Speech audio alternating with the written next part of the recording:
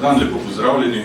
Zdaj ostanem na začetku, da se vidimo. Moje ime je Damjan Bogataj, sem lastnik te male založbe iz Idrije.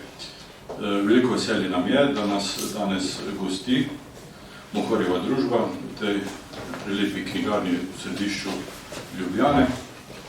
Predstavljamo knjigo Dopuščanje in odpuščanje ob Cedronu Jožeta Felca.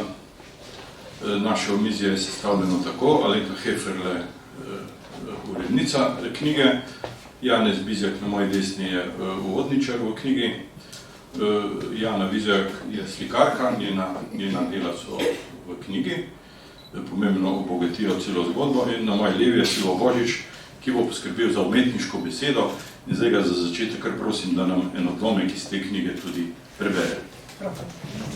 Mikrofona ne rabi. Ne rabi. 7. februar 2007. Zeleno, ki te ljubim. Vijoličasto, ki te poznam. Pomlad, postni čas, sprašljivost v človeku, tudi v zdravniku. Še bolj v njem, kaj ti zaključuje 40 let trajajočo kariero, v kateri je mrgolelo preizkušenj, toda tudi tolažečih božanj pomladi in drugih letnih časov. Veliko manj pa sodelavcev, politikov, javnih delavcev. Bilo je obdobje, ko se je nekaj let neprekinjeno ukvarjal z barvami. Obseden je bil s tem. Posebno, ko je izvedel, kako je vijoličasta barva otroška. Sestavljena je iz modre in rdeče.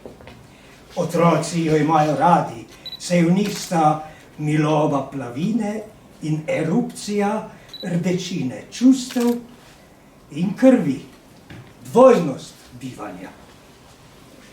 Morda je oboje hrepenenje po miru, po akciji, vsakič drugače.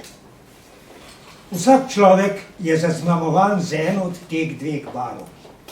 Sobivanje modrih in rdečih je pogoj za preživetje. Predstavlja človekov intimni in sociopolitični mir, še ne viden, sama kot hrepenenje. Morda je v zdravniku, ko zapušča svoje prostore.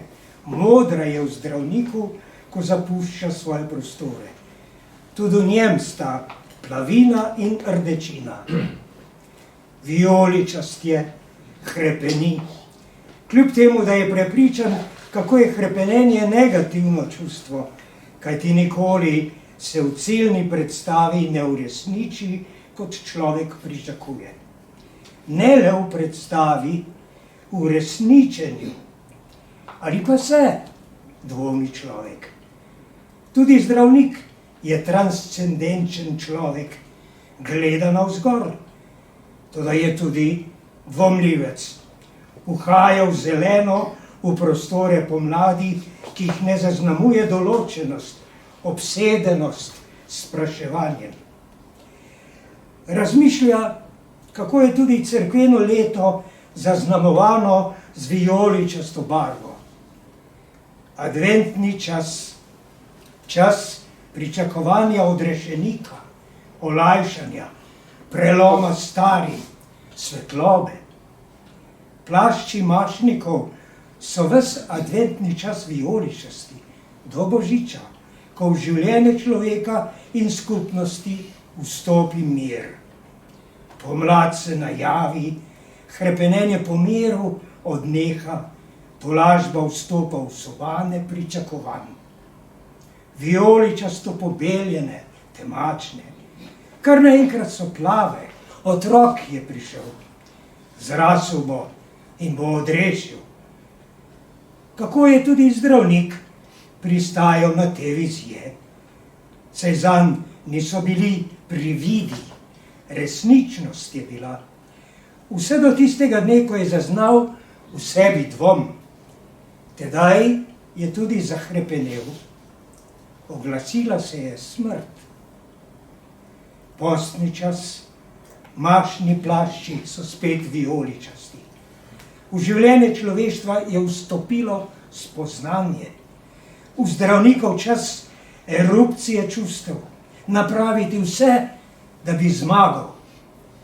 Toda so stiske, so zavore, je pridih smrti, je veliki petek. Trpiš. Zakaj? Ali zaman? Pred njim se je postavila gora. Rekli so ji Golgota, eni so ji rekli Kalvarija. Posijana je s kapelicami, pred katerimi se je sam velikokrat ustavljal in hrepenel. Spet hrepenel. Tokrat po rdečem. Vstajenje, kri in potem velikonočno jutro in veselje. Smrti ni. Vijoličaste barve ne potrebujemo več. Čas se je ustavil? Ne. Pognal se je navzgor k višku. To razmišlja, ko se predpomladni zvečer zazira v padajoči čas noči. Vsi pacienti so odšli, ima nekaj telefonskih klicev svojcev, ki ga povprašujejo, kaj napraviti, da bi obvladovali zlo.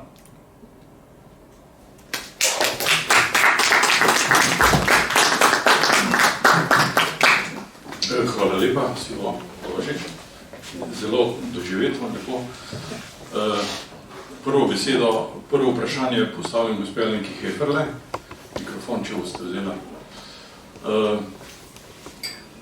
Če kdo ne poznate osebne zgodbe, lahko razkrijemo, da je bila gospa žena zaprav Jožeta Felca in se je tokrat znašla v vlogi urednice te knjige, kar je bilo najbrž težko na nek način, ne?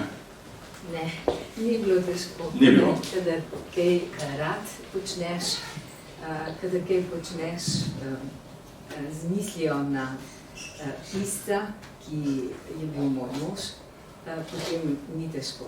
Mikrofon mislim, da vam ne dela. Ne vem. A dela, Mislim, da v redu, dela, hvala.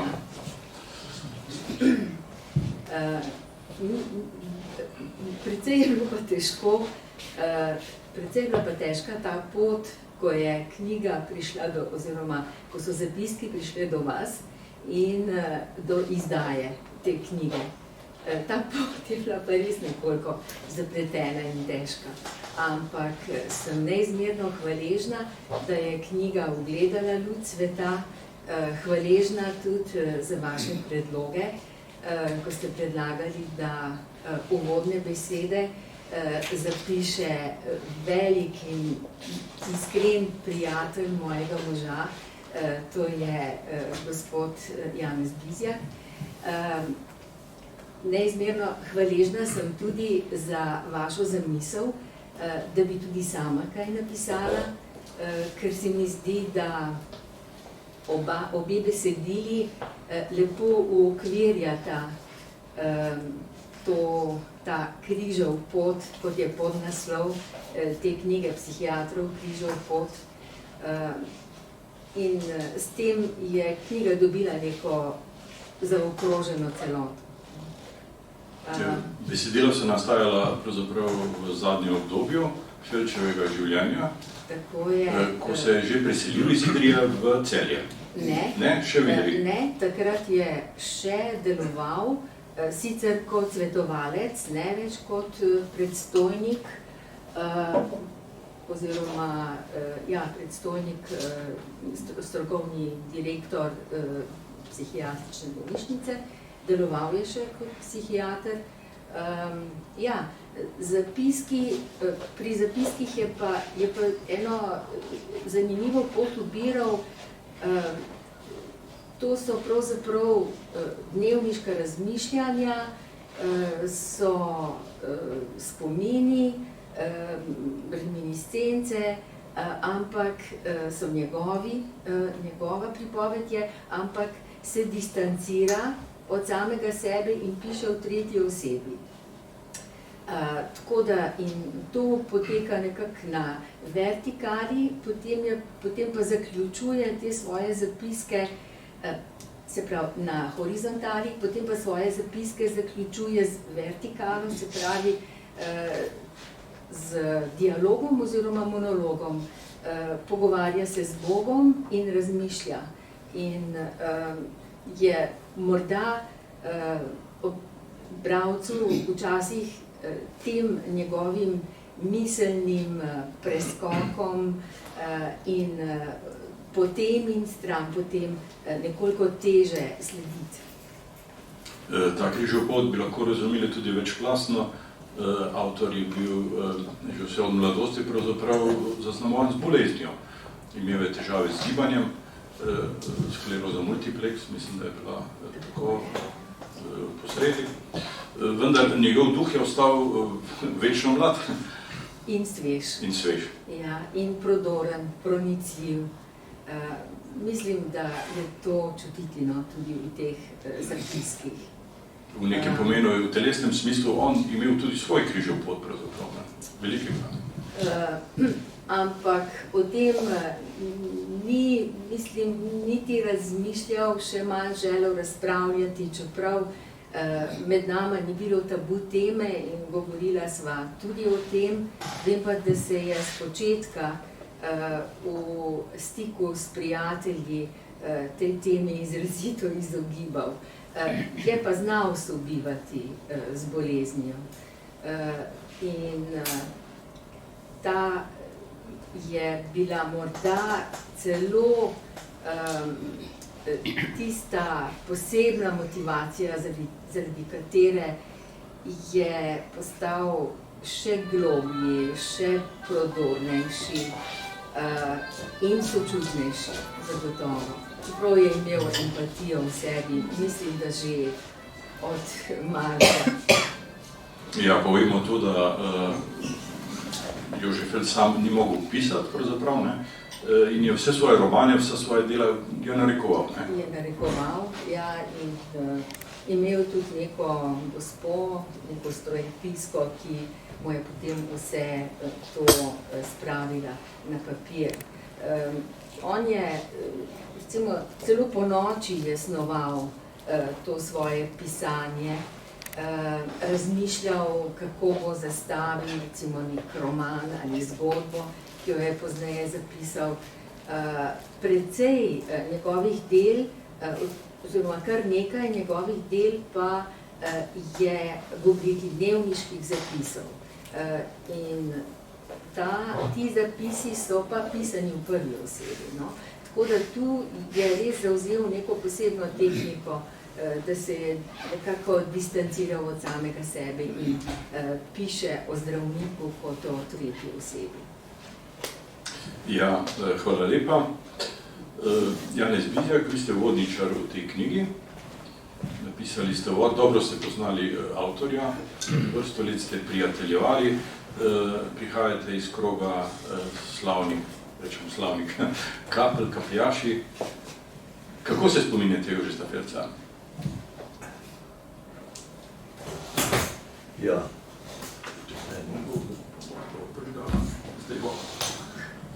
Zdaj pa je. Ja. Kako se ga svoje najlepši luči. Torej, danes bom nekoliko kritičen do dogajanja okrog Jožeta Felca. On je bil, škoda, ker ni nihče, mislim, vsaj omenil njegovega opusa, koliko knjig je napisal, koliko strokovnih člankov, kaj vsebil v Sloveniji, kaj je pomenil. Idrija je postala, mislim, v Sloveniji pojem novega pristopa k psihiatriji. Jože je bil posebljena empatija. K njemu na grič so prihajali mnogi, mislim, tisti, ki so potrebovali pomoč v stiski, duševni stiski in prihajali so vse posod, ne samo pacijenti, kot jih je imenoval svoje pacijente, drugačni ljudje, ampak slovenski, mnogi slovenski umetniki, nikoli ni govoril o imenih, ampak so bili to imenitni ljudje, znani Slovenci, tudi taki so prihajali, ki jih ni poznal, tudi taki so prihajali, ki jih nikoli ni pričakoval, da bodo prišli k njemu v duševno pomoč. Kljub temu, kaj je bil se mu je pa dogajalo v Idriji, so se mu dogajale čudne stvari. Nekoč so se ga sposodili zelo poniglavo na nekem pustnem karnevalu, so vozili invalidski voziček z lutko, ki je imela, mislim, belo obleko, zdravniško obleko, vendar rokave zavezane na hrbtu, tako kot so pred Felcem urejali njegove drugačne pacijente, in pa okrog vratu pa stetoskop, ki je bil znan mislim, zdravnikov pripomoček. Tako da je bilo nedvoumno, na koga leti ta, da so s samokolnico vozili to lutko. In nikogar ni bilo v Idriji, ki bi se mu opravičil za to poniglavost. Zato tudi ne čudi, me osebno ne čudi odnos javnosti do naše pobude, ki smo jo, Silvi, če lahko prebere zadnji stavek z moje knjige, lahko prebere zadnji zvodnika.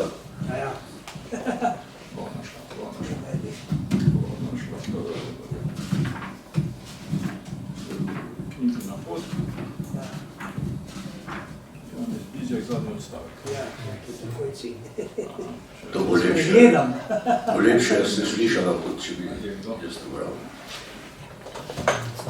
Ali je kdo iz Idrije naredil za Idrijo, za Slovenijo in njeno kulturo več od njega? V njegovi Idriji zaman iščete ulico, imenovano po njem.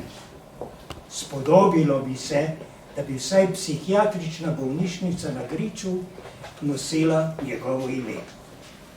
Hvala. Ja, tukaj bi dodal to, da sem bil pred 4 leti, 3 leti, smo začeli njegovi prijatelji s civilno pobudo za preimenovanje te psihiatrične bolnišnice. Zbrali smo okoli 700 podpisov iz cele Slovenije, največ seveda iz Idrije in Primorske, tudi med podpisniki so bili tudi ugledni pisatelji, novinarji, akademiki in tako naprej. Ta pobuda žal ni uspela zaradi določenih krogov v Idriji, ki so to preprečili. Ne bom govoril zakaj, ampak jaz sem bil ogorčen, da je ta pobuda bila preprečena, in potem sem slišal, da dobro, če že ne bo bolnišnice, bo pa ena ulica tam nekje v Idriji. So pa določili oziroma predlagali na minorno uličico v spodnji Idriji, odkoder ne bi se videlo na njegov grob, na pokopališče, ampak to je spet simbolno. Njega bi morali gledati na idrijskem Griču kot spomenik tega samotnega jezdeca, osamelca, kot zadnje upanje tistih, ki so izgubili vsako upanje. Tako da moram reči ogorčene. Hvala. Ja, lahko k tej zgodbi dodam eno tako založniško skrivnost, da zdajšnja bolnišnica pri nastajanju te knjige ni namenila niti enega evra, niti niso kupili niti enega izvoda knjige. Zdaj, tako so se odločili, to več pove o njih, kot pa o Jožetu ali pa o naši ustvarjalni ekipi, ki smo knjigo delali. Taka so pač dejstva, žalostna pravzaprav. Gospa Jana Vizjak, vaše slike so del knjige. Pravzaprav, ko smo začeli s knjigo, s pripravami, to smo že enkrat se pogovarjali, niste bila prva izbira, ne? Ampak kasneje smo ugotovili, da je Jože Felc vaše delo zelo cenil in spoštoval. Ne? Kako vam sedaj dihajo te vaše slike križevega pota v tej knjigi?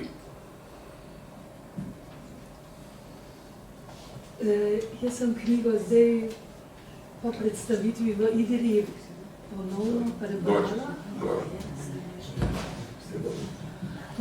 prebrala in moram reči, da sem bila globoko pretresena in sem pomislila najprej na gospoda Jožeta Felca, kakšno breme je on nosil v sebi. to, da imam jaz čast biti soudeležena s svojim delom v tej knjigi, ne znam opisati, ampak si res to štejem v izjemno veliko čast. Kako so prišle te slike v knjigo, bi rada tudi povedala, kako sem tudi spoznala gospo Alenko Felc in gospoda. Jaz sem imela en intervju v Sobotni prilogi, ki ga je naredila novinarka Alenka Zgonik, in po nekem čudežu je gospod Felc ta intervju prebral. In kot vem, je on zaradi tega se želel srečati z menoj in sem se tako z gospo Alenko Heferle-Felc odpeljala k njemu.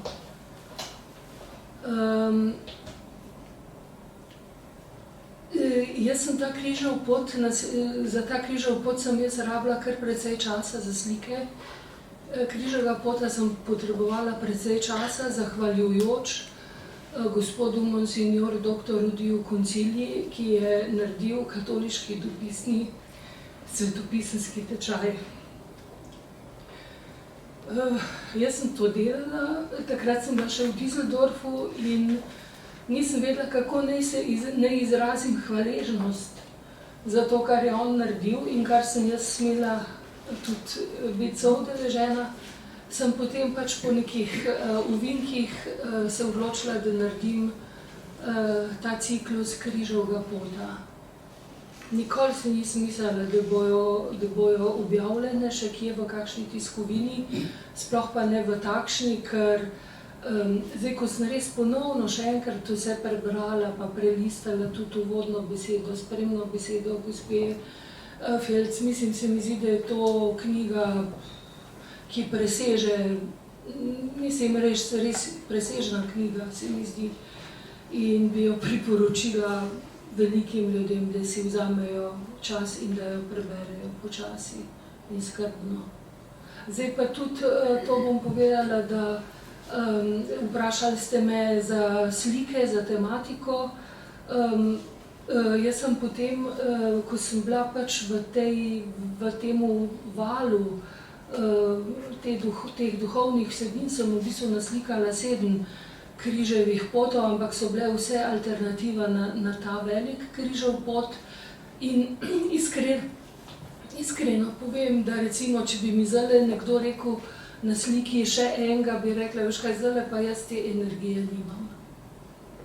To je velika reč. Mislim, če človek res za dušo, za vsem svojim bitjem nekaj naredi, zlasti misel na Jezusa,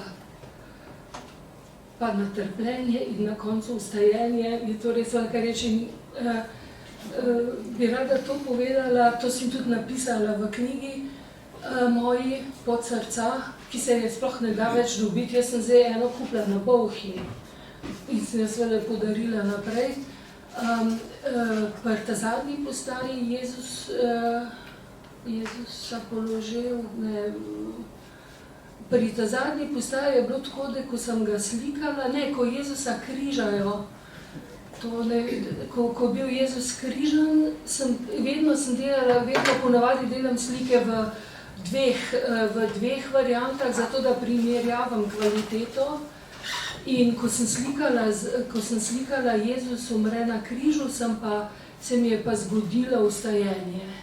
Tako da sem jaz v bistvu naredila 15. postajo, Jezusovo vstajenje. Ja. Knjigo pa pravzaprav odpre podoba srca, pravzaprav Pot srca, olje na ravninem platnu iz leta 7. To sporočilo je močno, pravzaprav ni pa klasičen križev pot podobne, ampak bistvo je pravzaprav te slikine, srce. Tako. Tudi zato smo dali naslov Pot srca. Ja. Mogoče bi jaz samo dodala, pravzaprav je bila avtorjeva velika želja, da bi bila prav Jana Vizjak opremljevalka njegove knjige s tem svojim križevim potom. Zakaj? Ja, on je redno prebiral prilogo, sobotno prilogo Dela, sploh je bil zelo na tekočem z dogajanjem kulturnim, političnim, vsestransko z dogajanjem v Sloveniji. Tako da so se ljudje, ki so prihajali od zunaj, čudili, kako da on marsikdaj ve več, kaj se dogaja zunaj, kot oni, ki živijo tam. Skratka, ko je prebral intervju Alenke Zvonik z gospo Jano Vizjak, je bil očaran nad izjemno duhovno globino slikarke in je rekel, lej, to je tisto, to je pa res gospa, za katero bi si želel, da opremi mojo knjigo. In tu je bilo, pravzaprav smo sledili tej njegovi želji in sem neizmerno hvaležna, čeprav se je z početka res nekoliko zatikalo, da je Jana Vizjak pristala, že takrat, pravzaprav ona dva sta se srečala in že takrat sta bila nekako dogovorjena, da bo Jana opremljevalka te njegove knjige. In res sem vesela, da se je potem zadeva tako izšla, da so te njene čudovite podobe, da dopolnjujejo besedilo Križevega, psihiatrovega Križevega pota. Tudi. Res hvala še enkrat. Ja, lahko bi rekli, da te podobe tudi tako niso povsem dorečene, ne? V takem stilu so narisane podobe, da puščajo neko širino, pravzaprav, ne? Ker tudi pri psihiatričnih boleznih ali kakorkoli, tukaj je zelo težko postaviti neko tako trdo mejo, ne? Pravzaprav, kaj je in kaj ni, ne? Nekako bi vam pritrdila to, kar rečete. Mislim pa, da je pomembno to, da veste, da sem pač jaz ljubljansko šolo nadgradila za Düsseldorfsko, kjer je bil velik poudarek na barvi, zaradi česa sem jaz tudi pustila Ljubljano, ker ljubljanska šola je izrazito grafična in bistveno za to šolo iz mojih izkušenj je, da je oblika zaprta. Oblika je pa vedno recimo neka sled barve, ampak barva pa ni zaprta, barva je razpršena, ker je sled svetlobe. In jaz sem imela pač profesorja Gottharda Graubnerja, k kateremu sem tudi ciljno odšla, ki me je v tej smeri tudi nekje vodil. Seveda sva bila pa na vzkrižju, ker sem bila jaz figuralik, on je pa hotel, da bi bila abstraktist.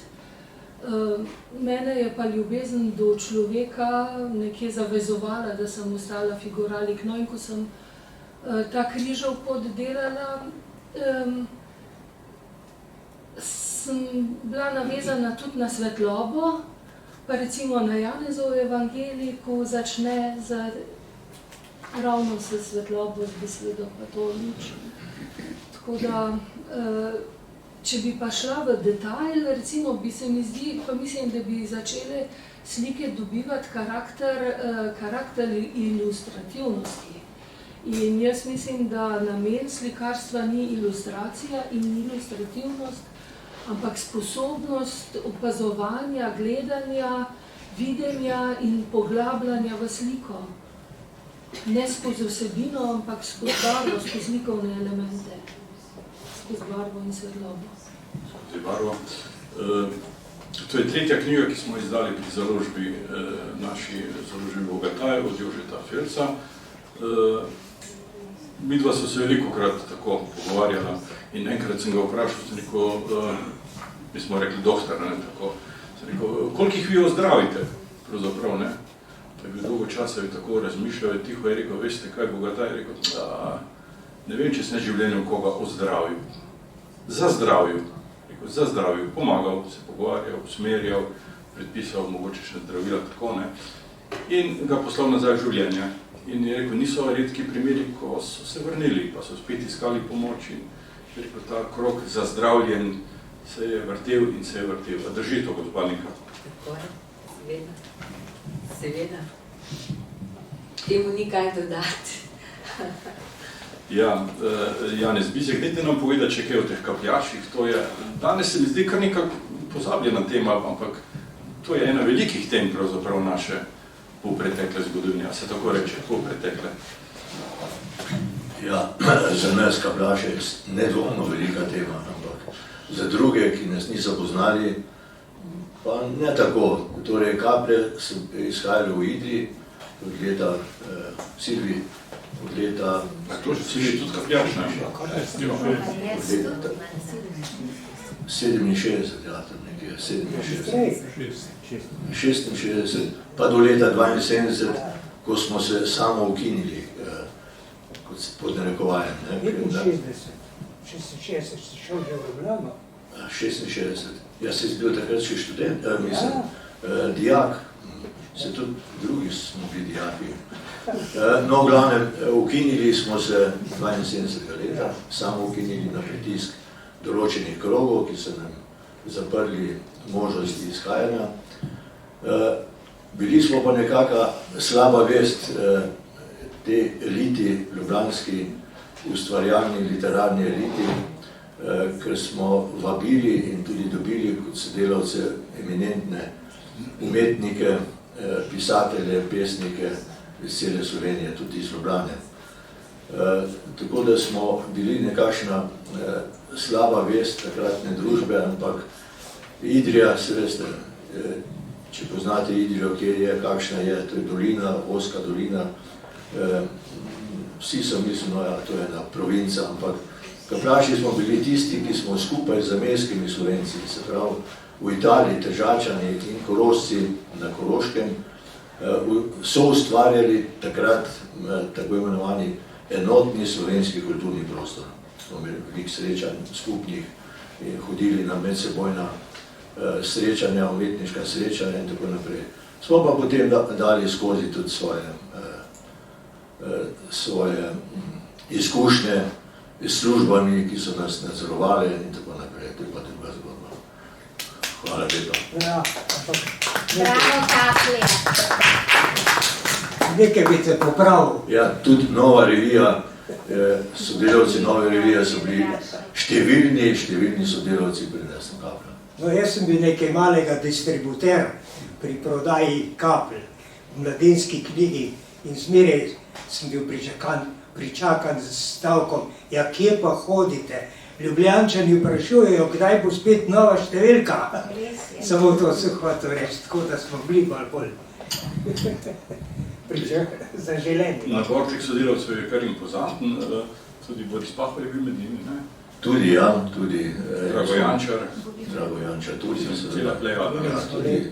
Mislim, smo imeli tudi, se spomnim, smo imeli literarne večere tudi v Idriji in to so bili od Tarasa Krmavnera, Notasije Krego z našim sovrednikom, Vinkom Sudermanom, Stajnik Spori.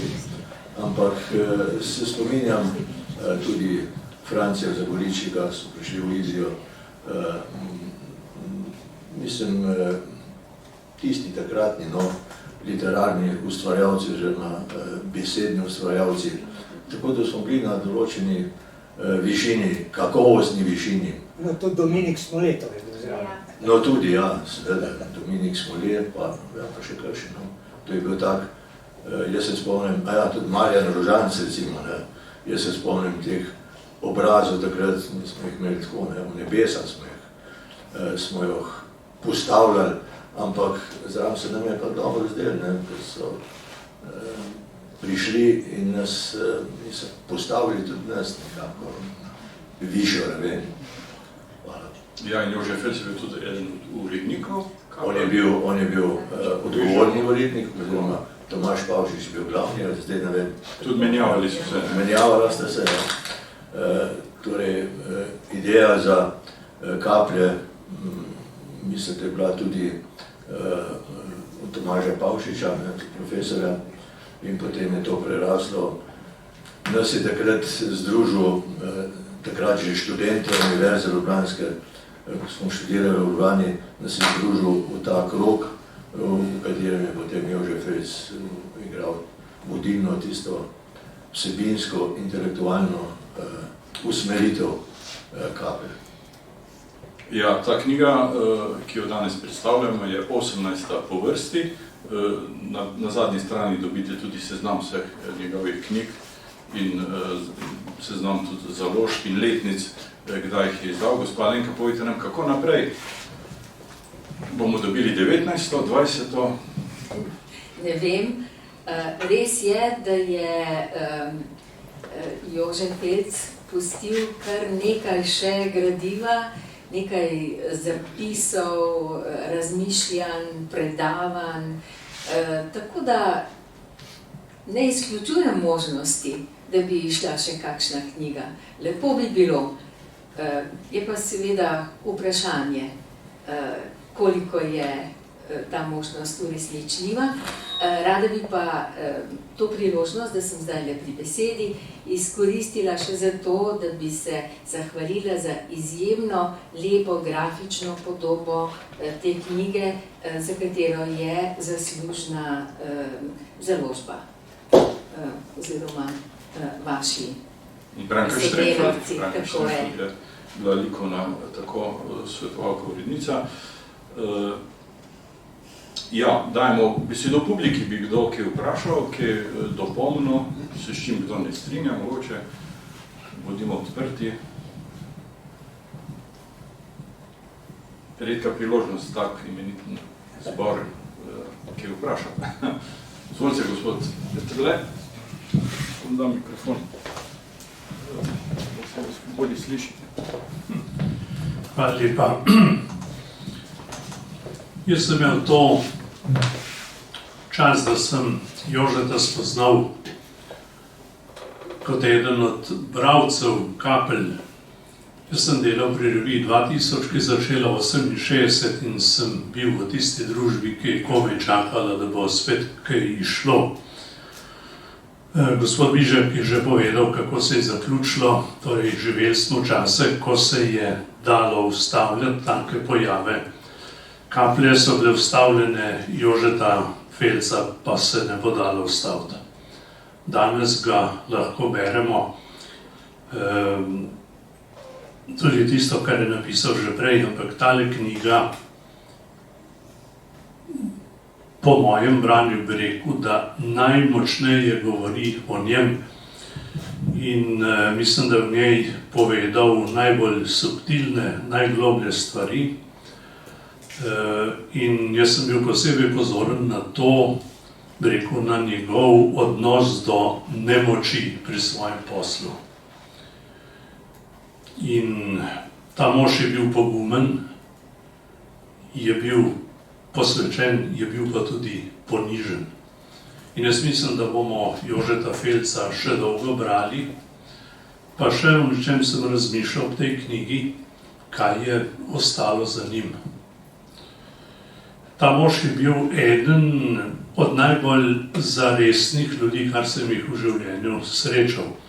Osebno sem ga srečal najprej, ko si je zlomil kolk in je ležal v kliničnem centru. In sva se pogovarjala, kaj pa drugega kot o Bogu. In takrat so bile moderne debate o dokazovanju Boga in tako naprej. In je on meni tole povedal, je rekel, kdaj je on okrepil vero v Boga, ali pa kdaj se mu je zares posvetil. Je rekel, ko so nam predavali o jetrih, ne? Je rekel, ko so nam povedali, kaj vse jetra delajo hkrati, milijone operacij v človeku. Je rekel, meni ne bo noben rekel, da je to nastalo slučajno. To je bil eden od njegovih stavkov, ki sem si jih zapomnil. Zapomnil sem se pa tudi to, ker je takrat bil že precej bolan, ampak se je po tisti operaciji še enkrat na noge postavil. Še je hodil, neverjetno vztrajen je bil. In mene ne čudi, da so ljudje hodili k njemu. Glede na to, kako je v naši družbi, pa bi si želel, da bi ga obiskalo še več ljudi. Jaz sem hvaležen za tole knjižno podjetje. Jaz sem vesel, da sem ta krog Kapelj spoznal. vesel, da sem bila s Tomažem Pavšičem potem skupaj v prvi slovenski skupščini, vesel, da sva z gospodom Silvotom hodila skupaj na pevske ure in tako naprej. Počasi sem skoraj vse spoznal in kaplje so bile taka hrana takrat. Res, težko je reči, ampak mislim, da so redki pričakovali, da se bo zgodil tam tak student žive vode. In še enkrat bom rekel, kaplje ostajajo eden od ključnih izrazov in dokazov slovenske zavesti, ki se ni pustila vzeti svobode. Hvala.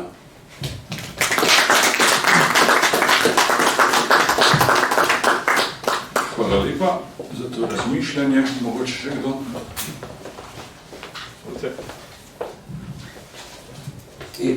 Bil sem več kot 20 let sopotnik, sodelavc Jožeta.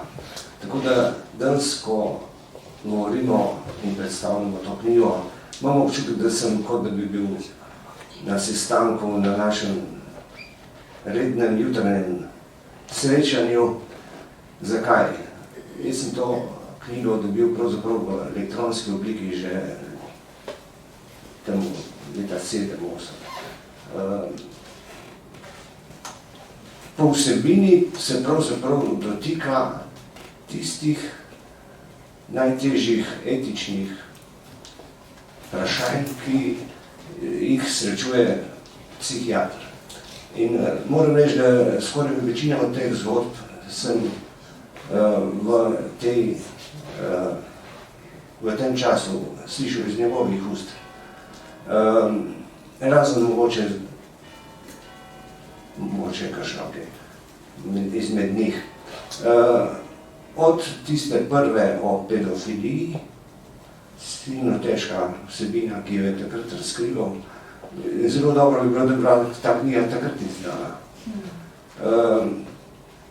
O vprašanju, kako s terapijo, ker vemo, da smo neuspešni, pa do tega, ali in zakaj ne pomagati tudi pedofilom, pa problemom psihopatije, do ene silno subtilne problematike obsesivno-kompulzivne motnje vsiljivih vsebin. Gre za to zgodbo samomora župnika po 30 letih trpljenja, pa do zaključka, kjer se dotakne te grozne naše zgodovine, mariborsko tezno. Ne bi nič več dodal. Hvala. Hvala lepa, gospod Sako. Mogoče še kdo kišno misel? Če ni, potem bi se počasi poslovili. Lepo se zahvaljujem vsem mojim sogovornikom, soavtorjem, soustvarjalcem te knjige, Silvitu za odlično besedo. A ne smo dogovorjeni še za en odlomek? Ja, pa dajmo, no. Za piko na i. Če boste zdržali. Bomo. Simon iz Cirene. Ni mu čisto jasno, kako v teh krajih rože rastejo, kako drhal opozarja nase. Prišel je, ker je drugost začutil. Od tam je bil izgnan, ne ve, kje je tam. Razmišlja, kako je vsakdo kdaj onkraj, vendar od nekod, od tam, ker čas je neusmiljen. Gledaš ga, Simona, sprva je preblisk, potem trajanje, je tudi glas. Simon vidi prošnjo, čuti jo, ne ve zanjo, zdrenja se in poprime, okrvavljen se odmakne, ti se ustaviš in se znova prestopi. Je silen v svoji vnemi nemira zemlje, iz tresljajev, iz groma, iz milosti, morda iz utvare. Ti obstaneš, Simon pa se z lesom požene navzgor, skoraj klecne, vendar se zadrži na nogah. Množica potihne, kot da je upala, da bo Simona zaneslo, da bo klecnil, da se bo pred njim lahko razdivjanju razprla z ognjem. S poplavami, ki nosijo tnala in pljuski, dopovedujejo odhajanje. To veš, zato si tudi tukaj. Sprijaznjenje ni tvoje poslanstvo, tudi namen ni. Trajanje, biti v krošnji zagozden za večnost, to si ti. Tudi mamin pogled, ki je medtem izdihnil tam zadaj, je to. Mogoče je tudi Simonova pomoč. Odkod se je vzela? Ni sestavljena iz namena. Morda je posledica glasu, ki se sprošča iz tebe. Prihaja vsakogar, ki ga drhal zaznamuje. In vsakem, ki se priključi množici, je. Zato je zraven. Ti se razdajaš, ko jih gledaš in pomiluješ. Simon te občuduje. Mogoče te sploh ne zastopi. V njegovih krajih so bližine drugačne. Se stikata nebo in morje. Ni žrtvenih živali, so jezerca in trave. Hladilo za moža. Od tam prihajajo in oblegajo svet vsi, ki so Simonu podobni. Se prepustiš, ker veš, da je človek iz Cirene poslan. Ob tem Simon vstane, les položi na tla in te gleda.